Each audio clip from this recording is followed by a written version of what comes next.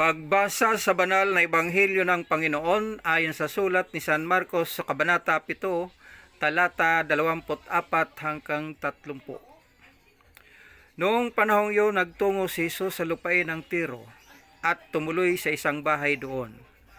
Ayaw sana niyang malaman ni Numa na naroon siya, subalit hindi gayon ang nangyari. Ang pagdating niya ay nabalitaan ng isang inang may maliit na anak na babaeng inaalihan ng masamang espiritu. Pumunta siya agad kay Jesus at nagpatira pa sa kanyang harapan.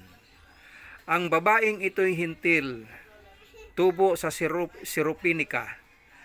Ipinamanhik niya kay Jesus na palayasin ang demonyo na nasa kanyang anak. Ngunit sinabi ni Jesus, "Kailangan busugin muna ang mga anak.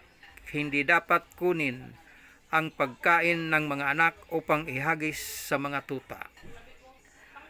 "Tunay nga po, Panginoon," tugon ng babae.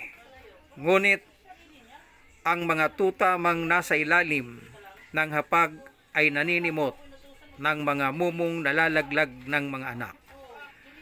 Kaya't sinabi sa kanya ni Jesus, "Dahil sa sinabi mo, maari ka nang umuwi. Iniwan na ng demonyo ang iyong anak." Umuwi ang babae at naratnan niya sa higaan ang bata. Iniwan na nga ng demonyo. Ang mabuting balita ng Panginoon.